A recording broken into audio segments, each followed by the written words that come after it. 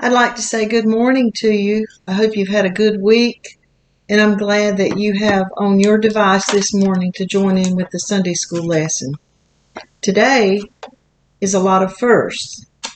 For many churches, it's the first Sunday for in-house worship services in quite a while. It's the first Sunday in June. It's the first lesson in a new quarterly, our Explore the Bible. And it's the first lesson studying in Proverbs. So if you don't have this quarterly, you can follow along in Proverbs chapter 1. The book of Proverbs is a collection of short, wise sayings. They're full of truth, and they're full of words that make you want to think about what they really mean. I'm sure you've heard or even used some of our more modern day or contemporary proverbs like the squeaky wheel gets the grease, or the early bird gets the worm, pretty is as pretty does, and we could go on for thousands more, I'm sure. But the collection in Proverbs was designed specifically for living a life that is pleasing to God. And it was also living a life of how we can be more peaceful with all of mankind, which is pretty pertinent to what we've been seeing on the news and what's been going on in our country here lately. So it's a good study to have right now. Now, King Solomon was the author of most of the Proverbs. He was the second son of King David and Bathsheba. He was the king of Israel, and he was the son of a king of Israel. Both King David and Solomon reigned for about 40 years each, but Solomon was young when he took over, when he became the king at his father's death. I think I read somewhere that he was around 15 years old, and that was a pretty heavy task for a teenager. But he had asked God for a discerning heart so that he could govern his people, the people of Israel, and that he could distinguish between right and wrong. And God answered his prayer. He answered it in a mighty way. And I'm going to read 1 Kings chapter 4. It starts in verse 29, but I'll skip around a little bit just to show you how God answered this young man's prayer. God gave Solomon wisdom and very great insight, and a breadth of understanding as measureless as the sand on the seashore. Solomon's wisdom was greater than the wisdom of all the people of the East, and greater than all the wisdom of Egypt. I'm skipping a little bit now. And his fame spread to all the surrounding nations. He spoke 3,000 proverbs, and his songs numbered 1,005. And now I'll skip down to verse 34. From all nations people came to listen to Solomon's wisdom, sent by all the kings of the world who had heard of his wisdom. So you see how God answered this young man's prayer when he asked for discernment and a way to know what was right from wrong in dealing with his people. So we actually start in Proverbs chapter 1. The first 6 verses simply tell that Solomon was the author, and it gives the purpose of this book.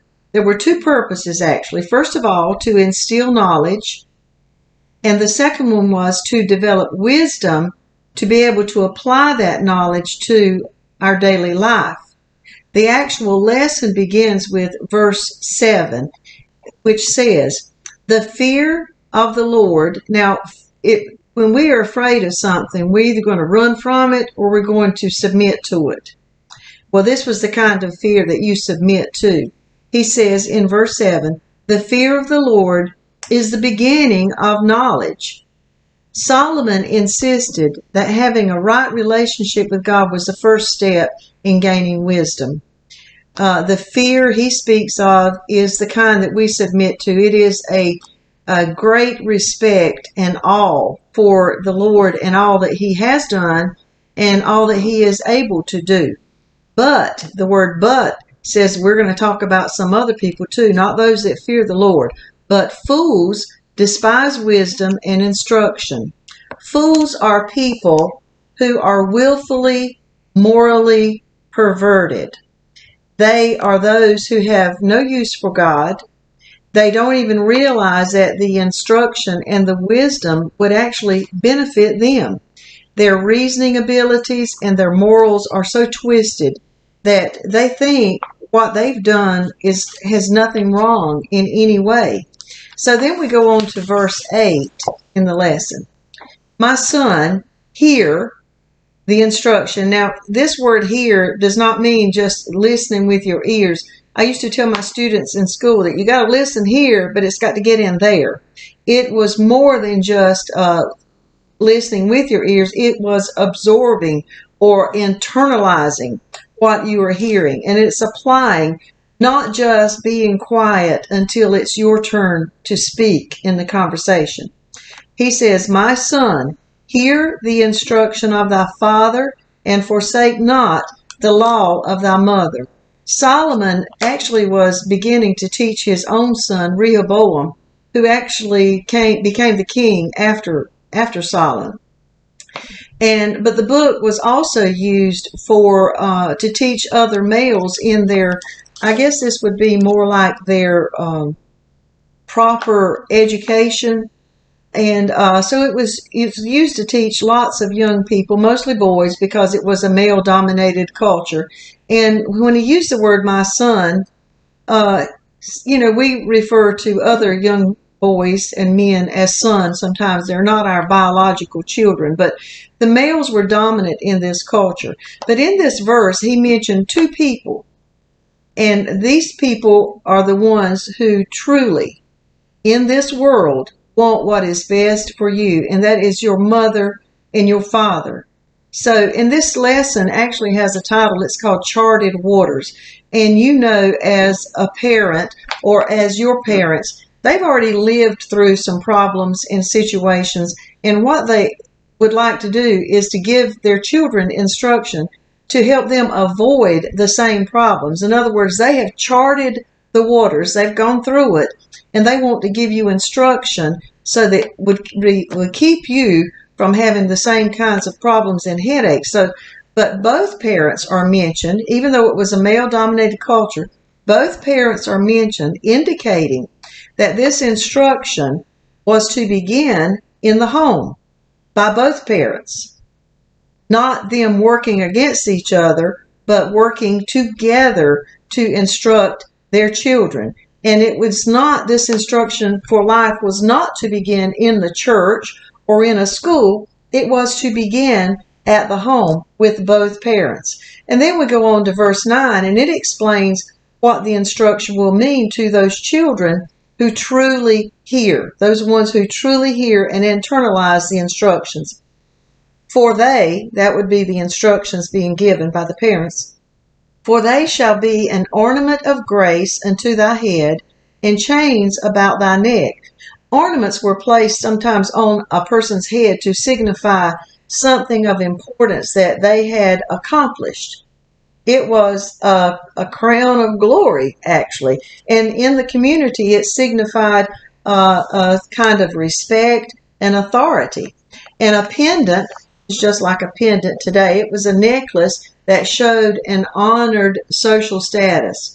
Now, as parents, we give our children lots of gifts, and sometimes the gifts that we give might indicate a social status or a financial status in the community. But the greatest gift that a parent can give to a child is a sound moral teaching. Formal education is important, and we want to prepare our children for that formal education, and we help them. I'm pretty sure some parents have helped their children a lot more in the last few months than they normally do in their formal education, but we want them to be prepared to go and get a college education or a trade school. That's important. But the first school that is of most importance is in the home. Parents, by Scripture, are obligated and they are authorized to train their children. Sometimes when your children get older, you rely on that Scripture that says, train your child in the way he is to go, and he will not depart from it when he's old. You rely on that because you train them while they're young, and you pray that you remember it. They may fall away from it, but they will remember it when they're older. And so now in the following verses, Solomon gives some insight as to why this home teaching is so important.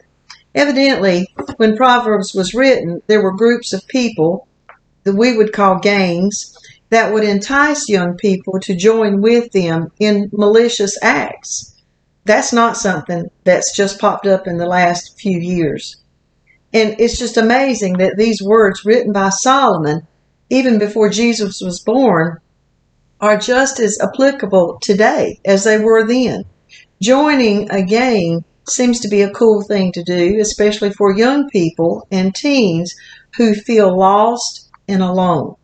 Now, the reason they feel lost and alone would come from not having a strong family and support system at home. So you see why it was so important for that instruction to come from home first. And the gang would offer a hope and an identity, a purpose, and a family feel. It was a sense of belonging. Maybe they didn't feel like they belonged anywhere else. They belonged with this gang. And we all train our children for the time when they leave home. There's a time that they're going to grow up and leave home, or at least we do hope they grow up and leave home and get on with their own life. But they're going to enter the world on their own. They'll go to high school. And it's not even just when they get to high school, it's when they're younger too, because children, believe me, I've been there in situations, children at young ages can be a little bit cruel to others, and they can gang up against another child. If you have two that play together, that works pretty good. But when you get three, usually there's two that joins together, and then the third one feels left out. But we're going to train our children so that when they do get out on their own, whether they're in elementary school or they're going out to high school or they go off to college or they join in the workforce, we train them because we also know that God gives us a free will. And children must be equipped to say no to enticements to sin, even if it looks inviting.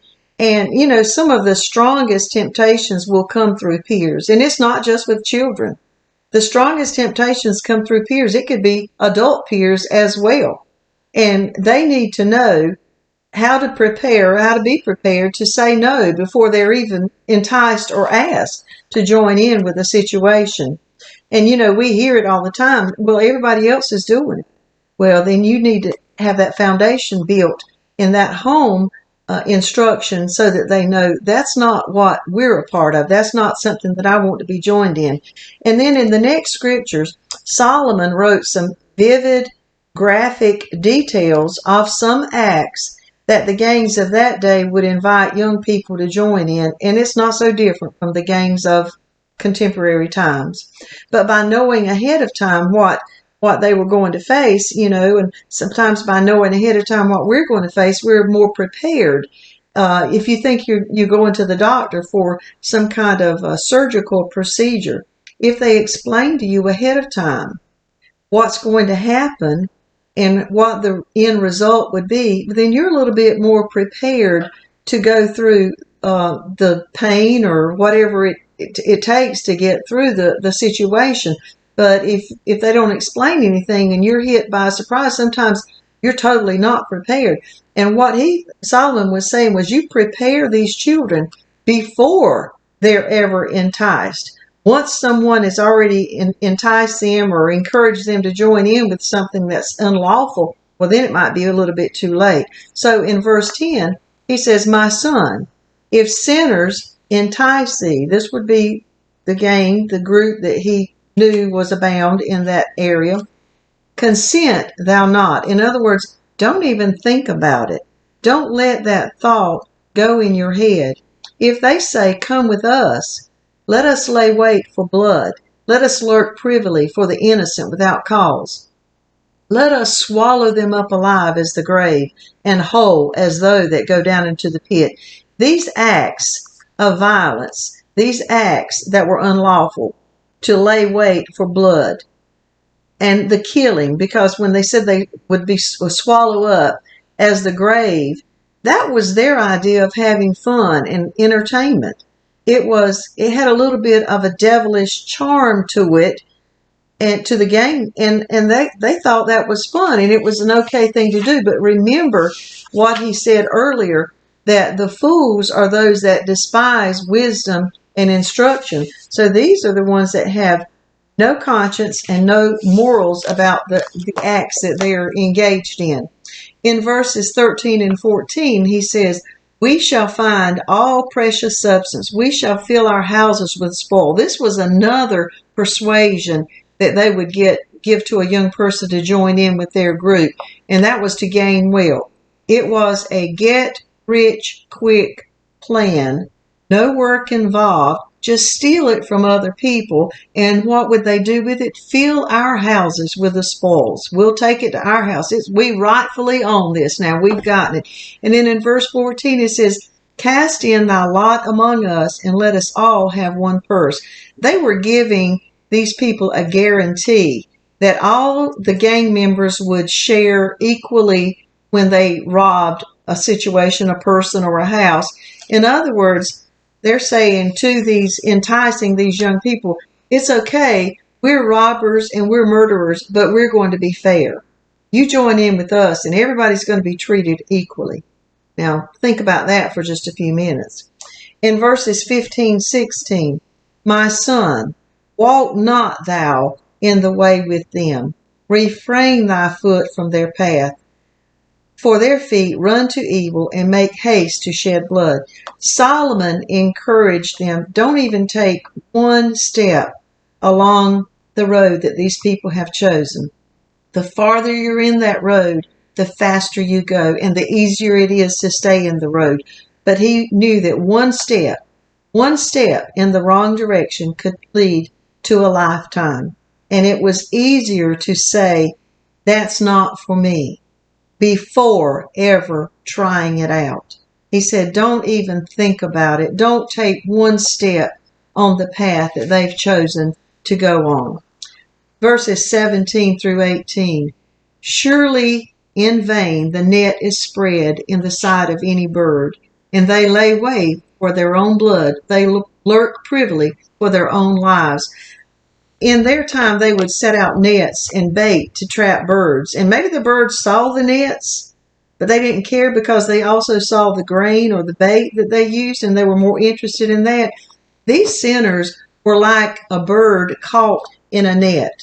All the bird saw was the bait, not caring or not even realizing the net would catch the bird, that it would wrap around them.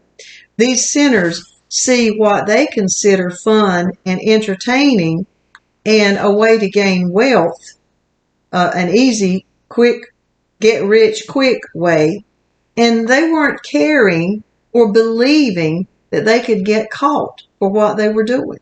And I'm sure there are people today that feel the very same way because they have turned their back on instruction and wisdom, and they just don't believe it's going to happen to them. In verse 19 it says, so are the ways of every one that is greedy of gain, which taketh away the life of the owners thereof. Those greedy for more would stop at nothing to get what they want. But anyone, even a believer, can be caught up by a subtle temptation and fall into a sinful attitude or activity. You know, sin does not just come and knock on your door and say, hey, you know who I am, but let's get started. It's a subtle creep in one little bit at the time, and it starts right here when you think about it. Solomon said, don't even let that get into your head. Don't even think about it. Don't consent with these people that are luring you. So now it's time for a self-evaluation. What we have to do is identify areas in our own lives where we face the greatest temptation. Everybody, temptation is not a sin, but we face temptations, but we have to be equipped to resist the temptations. But we know, you know your own self. I know my own self. Find the part in your life where you have the greatest temptation. And then think about the consequences that could result in yielding to that temptation. And when you do that, you might visualize something in your mind that's not a very pretty picture. But then next, I want you to imagine the reward for resisting the temptation. And think about which one, you put it on a scale, and which one do I want? Do I want this ugly picture, or do I want this part in my life? Now, and you wonder how do we become wise? Because the purpose of this Proverbs is, first of all, to give us knowledge, and second of all, to help us know how to take that knowledge and apply it in our lives, to live better lives that were more pleasing to God and more peaceful with our fellow man. So how do we become? Now, some people think that life experiences give you wisdom. Well, life experiences just might give you memories. You can think back about the things that you did, and those are memories. That's not wisdom. And some people believe that with age comes wisdom. Well, sometimes an older person makes bad choices too. And you think about age. Now, as you age, you get more knowledge. And I know if you're older, like I am, and sometimes you can't think of anything, well, here's an explanation for that. You might be trying to think of a person's name or a situation, and it's like a file cabinet in your brain. You've got a lot of information stored there, and you have to flip through all the file folders to find that one item that you're trying to remember. You might not can remember it on the spot, but it'll come to you a day or two later. Well, that's sort of like a comical way to explain all of the knowledge that you have stored as you age. That's not wisdom. That's just file folders filed in your brain, information filed in your brain. So neither life experiences or age will grant you wisdom. But here's what will grant you wisdom. I'm going to read James chapter 1, verse 5. If any of you lacks wisdom, you should ask God, who gives generously to all without finding fault, and it will be given to you. So how do you get wisdom? Ask God, and it will be given to you. Wisdom, remember, is not knowledge. It's how you take the knowledge and then you apply it in your lives. So I want to thank you again for joining in with the Sunday school lesson today. I pray that you'll enjoy your day, that you'll enjoy your week. You'll continue to be safe, and you'll continue to help keep others safe. And I'd like a special prayer request that you would remember Donald and Wendy Turbeville. Donald had a great testimony to tell, and when Father's Day comes this year, he'll spend it with his Heavenly Father. So I want you, if you please, remember Wendy and the rest of the family, the rest of Donald's family. And I hope that you'll be back again next Sunday for the Sunday school lesson. Thank you.